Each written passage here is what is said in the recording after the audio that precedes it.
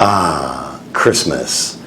Carl and I just love Christmas. And you know what we also love? We love perfectly cooked American bacon, which, by the way, if you're not familiar with this product, is basically smoked pork belly sliced into pretty thin strips, and then you cook them up so that they're on the one hand crunchy and on the other kind of chewy, and it's just great. Americans and Canadians really love this product. We often eat bacon with eggs in the morning, but there are lots of ways you can use it. You can crumble it up and use it as a garnish for salads and soups. You need to put it on pizza. It's very popular right now. You can put strips of bacon on sandwiches or hamburgers, and it makes them really delicious and kind of special. And if you're on the keto diet, it adds some really good fat that you should have in your diet.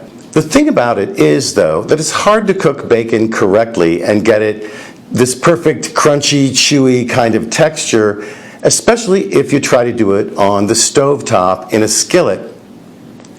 First of all, you're going to get grease splattering everywhere, so it makes a mess. You have to stand over it for the whole time it cooks and turn it several times. I think it's kind of hard to get the temperature just right on the stovetop so that you don't burn it, so it doesn't take all day, or so you don't end up filling the kitchen with smoke from bacon grease that's too hot, which is very unpleasant, I assure you. I have your solution, and what I'm going to show you is how to make bacon in the oven without making a huge mess, without standing over it the whole time, really with very little effort. All you do is put it on a baking sheet, stick it in the oven, wait, pull it out, serve it and eat it, and that's really all there is to it. Oh, and then the macros, right? Here are the macros for bacon. Now, I'm going to show you how to make some flavored bacon today. It doesn't change the macros at all because we're just going to use a trace amount of the ingredients on each strip, but each 12 gram, that's a half an ounce or so, strip of bacon has 60 calories, no grams of net carbs at all, has 5 grams of protein, and 4.5 grams of fat. Sound good? Tell you what, come on into the kitchen with me and I'll show you. Preheat your oven to 400 degrees Fahrenheit, that's 200 degrees Celsius, and for 2 pounds of bacon, that's just under a kilo, you'll need 2 baking sheets like this one, and 2 metal racks just like this. And as you can see, what I've done is I've arranged my slices of bacon on the rack fairly neatly. They can sort of touch, they might stick together a little bit that way, but what you don't want to do is overlap them, right? And so here I'm going to just show you what I did. I just simply lay them out here as neatly as possible.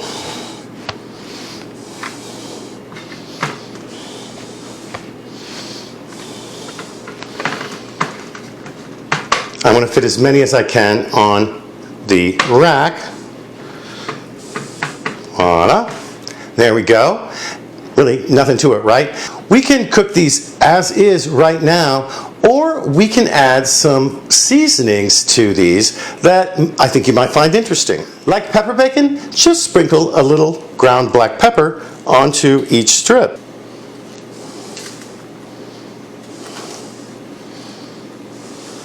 It's as easy as that. You like it hot? Some do. Add some crushed red pepper flakes.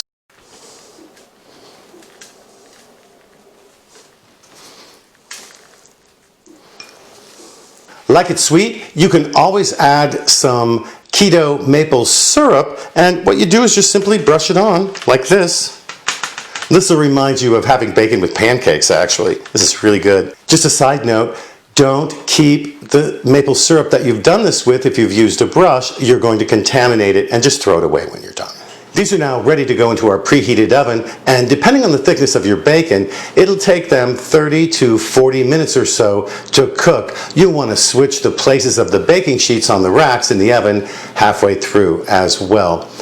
After 30 minutes, keep an eye on the bacon. If it's not done enough for your taste, just close the door and wait 5 more minutes, and keep doing that until the bacon is done just how you want it. And here's our bacon hot out of the oven. Doesn't that look great? Listen, you want to be really careful taking these baking sheets out of the oven. They're full of really hot liquid grease. What I like to do next is transfer the slices of bacon to a paper towel covered plate like this to let it absorb some of the excess grease. And here we have the many flavors of bacon platter. Check it out. It's got the plain kind. This is just delicious, of course. Here, this is the sugar-free maple syrup variety. Very nice. This is the pepper bacon I made, and this is the hot crushed red pepper bacon.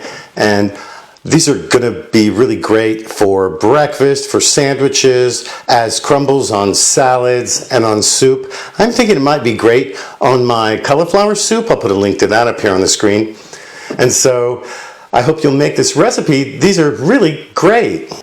Hey, listen, before you go, don't forget to like this video, to comment on it right here on YouTube, to share it on Facebook, especially in your keto groups, but also elsewhere in social media, and to subscribe to my channel. Helps my channel grow, and it helps you find my videos, especially if you click on that notifications bell. Thanks so much for joining us here today at Tim Talks Cooking, huh? We'll catch you next time.